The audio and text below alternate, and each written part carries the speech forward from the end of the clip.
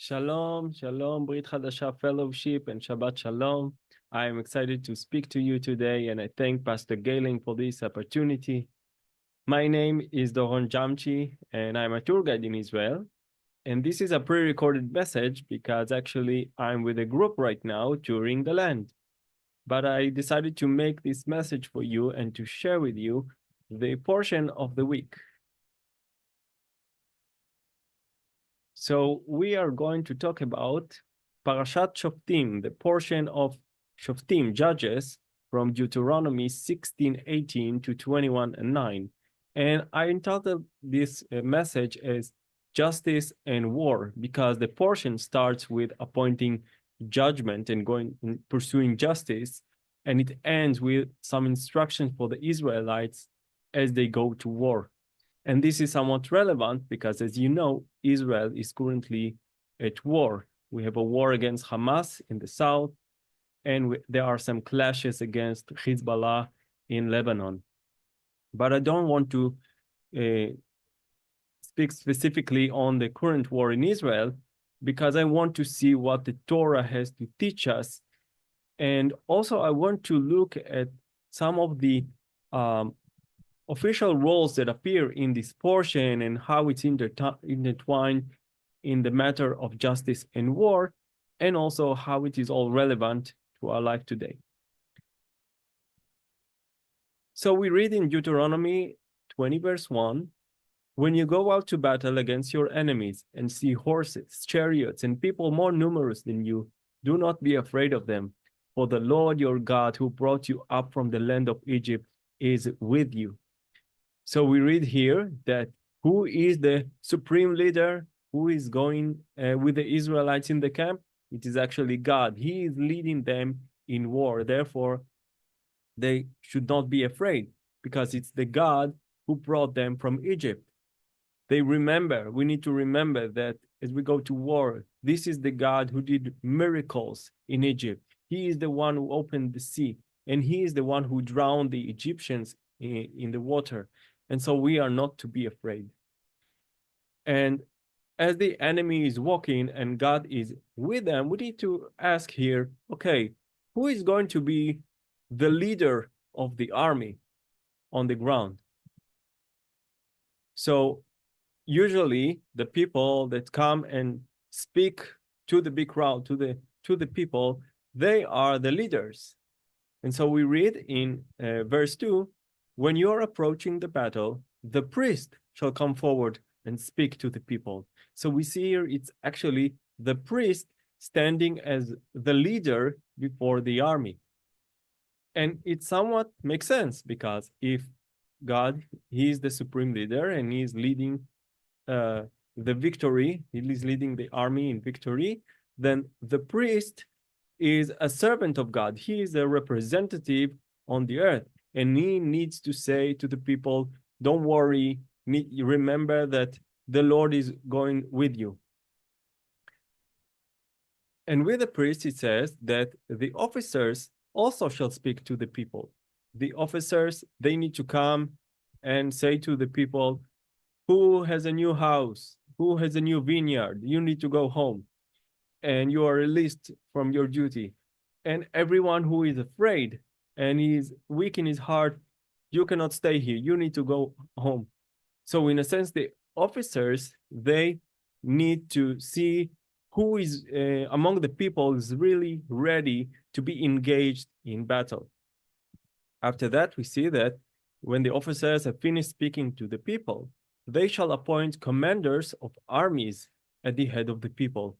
So it seems from this verse that it's actually the officers who play somewhat as a government, so to speak, that appoint the army. They are in charge of the army, and they need to choose and to elect the generals and to see how the army will function. So who are the priests and the officer?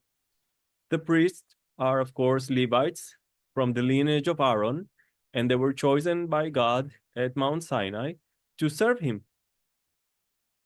And who is the officer?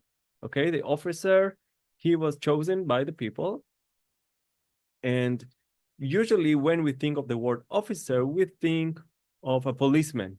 Okay, this is the same word in Hebrew. In the Hebrew word, it's shoter, and it's the same modern word for a police officer. But the officer here that is described in the Torah is more like a scribe who writes certificates and bills. Okay, so the officer, he is the one who is in charge to document everything that happened. Okay, as he's doing administrative work. Okay, so if some people come and they conduct business, he is the one who writes the business certificates. He writes marriage certificates, and also he is the one who is charged to write debts. Okay, if one person is in debt to another person, he needs to write person X is in debt to person Y, okay, and what he needs to pay to fulfill his debt. So we see that the priest and the officers, they were chosen by God in those instructions to go to war, to stand before the people. They are somewhat as the leaders, okay? And they are in this position because they were elected. The priests were elected by God, and the officers were elected by the people. And they both have a role in placing justice in the crowd. And so if we read the portion from chapter 16, we get to the place to the chapter when we go to war, then we can see that this string of doing justice is really built up, and then we go to war, and we can ask, okay, why is this progression? And it seems like that it is preparing us to understand that if you want victory in war, and you need to remember that God is going with you and he wants to give you the victory, victory is dependent on the justice that is built. And this was also noticed by some of famous Jewish commentators like Rashi, for example, who said, and I'm paraphrasing, victory in war is achieved by righteous judgment. So he said it, he commented it on the verse, when you go out to war in Deuteronomy 20, verse 1. And so to understand this relationship between justice and war, we need to go back to the beginning of the parasha. And I want to read from Deuteronomy 16, from verse 18. You shall appoint for yourself judges and officers in all your towns, which the Lord your God is giving you, according to your tribes, and they shall judge the people with righteous judgment. You shall not distort justice. You shall not show partiality. You shall not accept a bribe, because a bribe blinds the eyes of the wise and distorts the words of the righteous. Justice and only justice you shall pursue, so that you may live and possess the land which the Lord your God is giving you. So we see here in the last sentence that it says, you may live and possess the land only if you do all the things that are previously mentioned, namely, to appoint judges and officers, and they need to judge the people with righteous judgment, okay, to keep righteous judgment, but also to pursue justice and only justice, okay? Not just to play with the law a little bit, maybe kind of, make it seems like you don't want to distort justice. No, you need to pursue complete justice.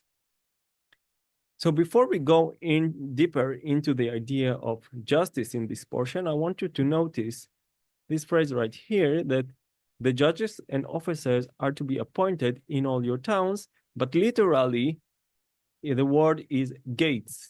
In Hebrew, it's the word sha'al.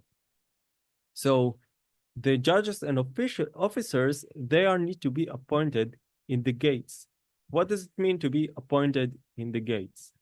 Well, this has to do with how the gates look like in the Old Testament times. So this is a gate.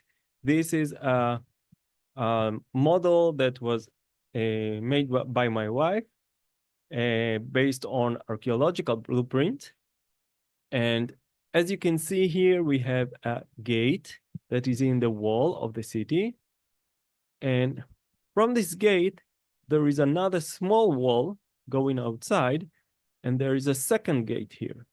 So when we are talking about a gate in the Old Testament, we are actually talking about a complex of two gates, two structures of gates, and in between them, there is an open space. So if we kind of reconstruct it, it will be something like this. So the people, they would go from this gate into this open area, and then to enter the city, they will need to go through the other gate. And so between the two gates, this open area plays a major role because the traffic of people go in and out through the city.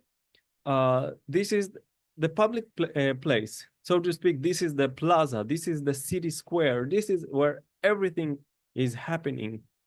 And so the gate is very important in the Old Testament.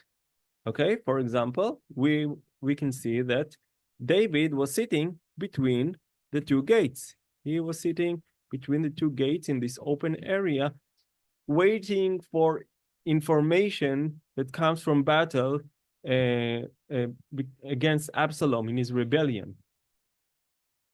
Also, Boaz went up to the gate and sat down there. So Boaz went to the gate, waited there, and then he saw the Redeemer, and then he called 10 elders to the gate, and there he conducted the business, to fix the redemption of the field of Naomi, and also concerning Ruth. So this all happened at the gate in front of the judges over there. Also, we see that Elisha received a word from the Lord in Samaria, where he said, a measure of fine flour will be sold for a shekel at the gate of Samaria. So the gate, the open area between the gates, this is the place where business was conducted. This is where the administrative official will come and declare what is the price for the products, what is the measure of today, okay? So this all happened at the gate. Also, Jeremiah received a word from the Lord, and the Lord told him, go and stand at the public gate, because the gate is the plaza. This is the public place for all people to speak. And also another prophet, Amos, said, hate evil, love good, and establish justice in the gate. Who's supposed to bring justice? The judges, and they need to sit at the gate. So here we have an example from Tel Dan in the north, where we have this platform at the gate of the city, and here there would be a seat for the judge, and the people would come and be judged in the gate. So we go back to the portion where it says, justice and only justice you shall pursue. All right, and I want you to notice this word pursue, because in other verses in the Bible, the word pursue has a militaristic meaning, okay? For example, in this verse that I brought that I put from Psalms, I pursued my enemies and overtook them, and I did not turn back until they were consumed. So pursuing justice in this language is almost like pursuing an enemy in war. So we see this connection between justice and war in this portion. But what does it mean to pursue justice? Okay, who are the enemies of justice, so to speak, that we need to eliminate them in that manner? So as we read in this portion, we see 4 cases that the Lord says that they are evil and they need to be eliminated. First thing is idol worshiper. An idol worshiper is a person who forsook the covenant and went and prayed to another God. He breaks the covenant with God. Also, a person who goes to judgment and then he disobeys the priest or the judge. He disobeyed what the judgment that the judge brought. So he is trying to distort justice. He is trying to break the justice and the covenant with the people, so to speak. And on these things, God says, you shall eliminate the evil from your midst. Two other instances are the murderer and the false witness. The murderer is, of course, a person who goes and kills another person intentionally because of hate to another person, even though the other person is innocent. And also a false witness is a person who accuses another person for him to receive punishment, but he's doing it through distortion of justice. And so even on those two things, the Lord said, you shall eliminate the guilt for the bloodshed of the innocent from Israel.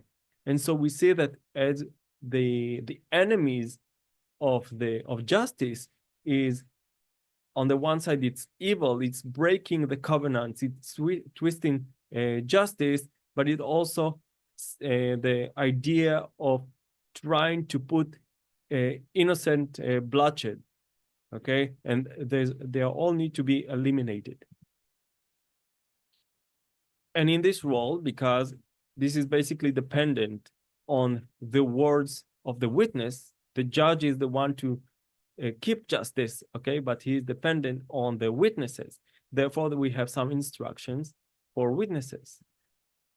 So instruction 1, on the testimony of 2 witnesses or 3 witnesses, the condemned shall be put to death. You shall not be put to death on the testimony of only 1 witness. There cannot be 1 witness, okay? You have to have at least 2. So to have a 2 opinions, so to speak, or to have the broader picture. Another instruction, a single witness shall not rise up against a person regarding any wrongdoing or any sin that he commits, okay? So they're trying to prevent even the idea that one person can testify against another, okay? There has to be at least 2 or 3, because it says that the judge shall investigate thoroughly, okay? It's in the role of the judge that he needs to even investigate the witnesses and see what they're up to. And if the witness is a false witness and he has testified against his brother falsely, then you shall do to him just as he had planned to do to his brother. Okay, so the judge, a part of his investigation is to investigate the witness, to pursue justice in any way, okay, to see the full picture so that no innocent blood will be shed.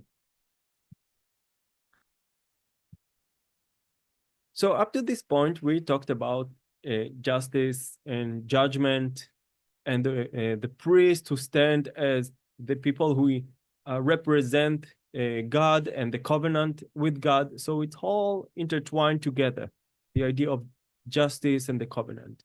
But then we have in Deuteronomy 17 and 18, 2 roles that are not quite related to the other roles. And the first role is the king.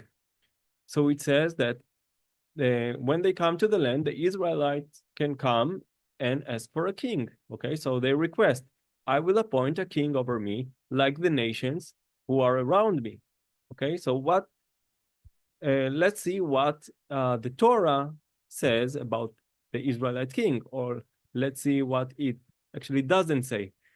So when the people are asking for a king like all the nations, all right, so here we have an example of a king from among the nations.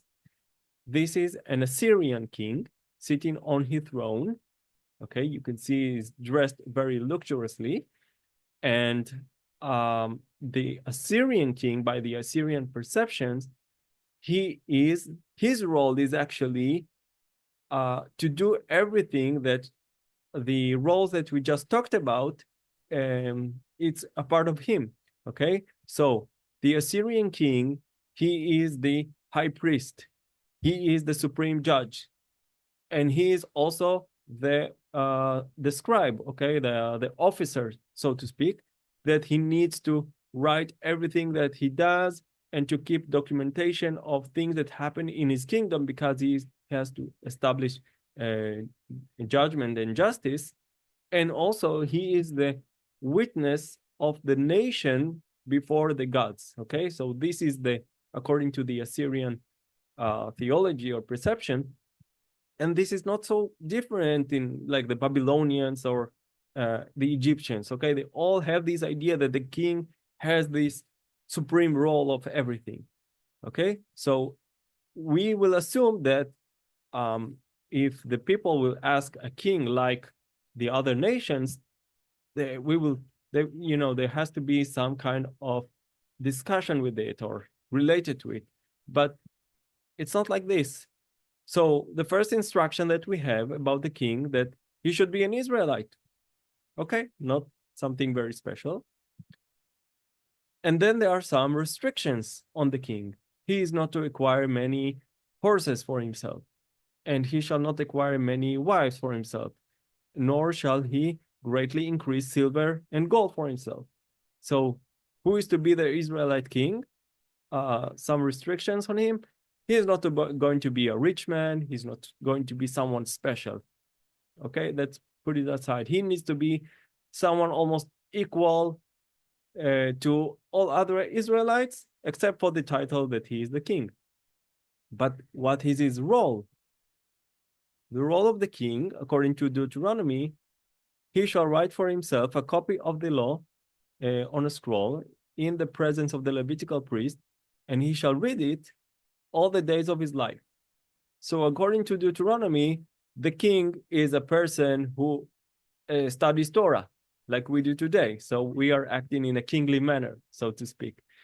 But we see that Moses in Deuteronomy, or God, doesn't want exactly to reveal what is going to be the role of the Israelite king. He doesn't want to define it, because he wants the nation to be based on the justice that is established by the priest and the judgment and the officers. Okay, so he kind of leave the king as a model for other Israelites. Okay, the king, your king is reading the Torah. Okay, you see, this is the ideal king. Okay, he's not going to do something other than this. The other role is the prophet, which appears in Deuteronomy 18.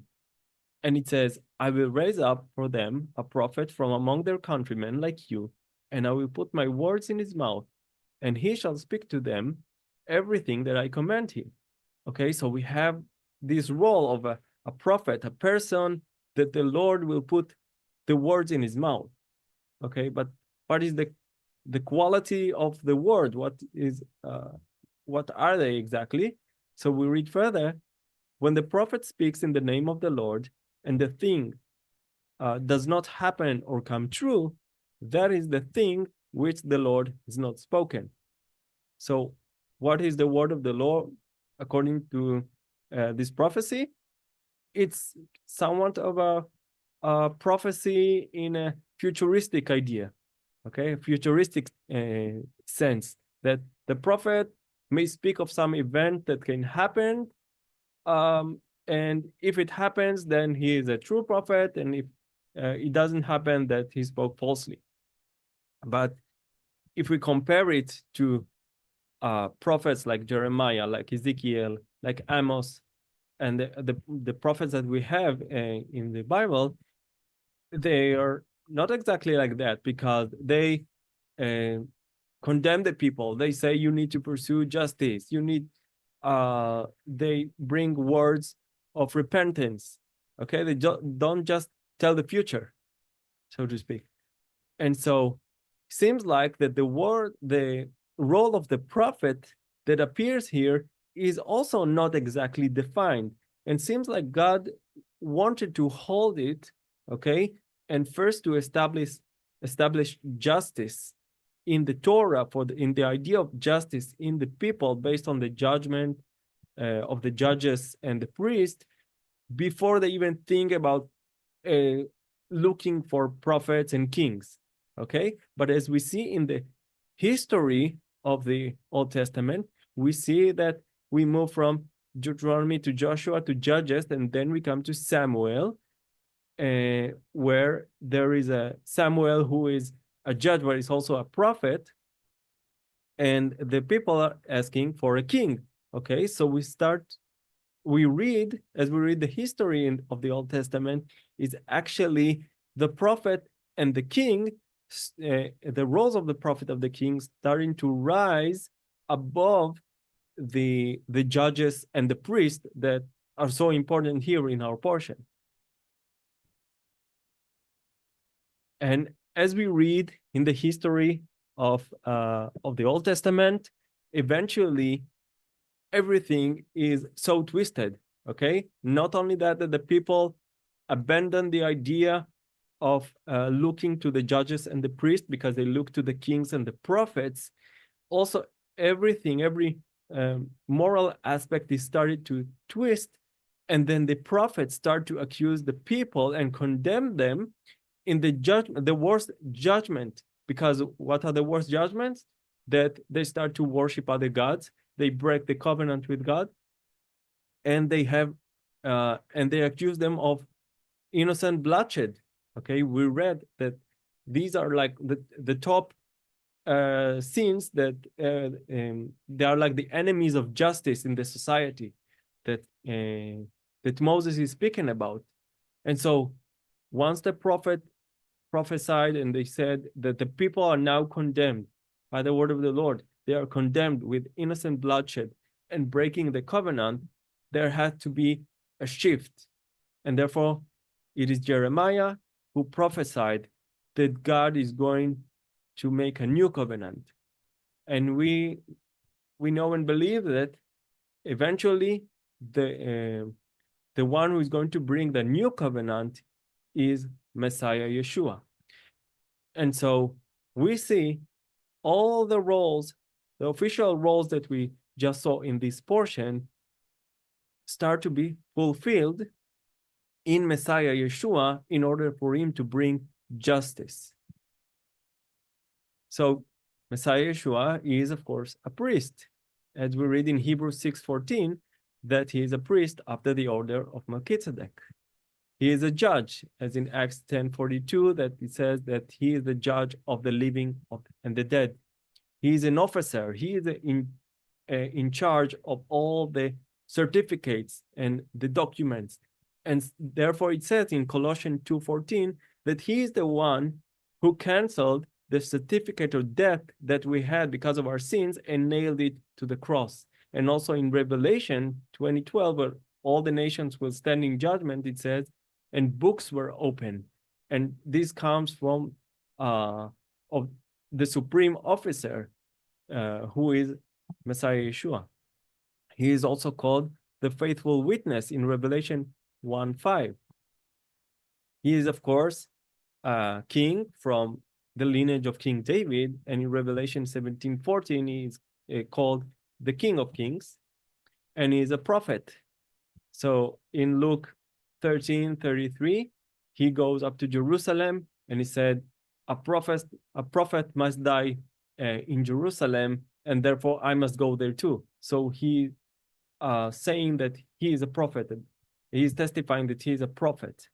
And also in Acts 3:22, Peter quoted from Deuteronomy, from the prophecy that we read, that God will raise a prophet, and applied it to Jesus.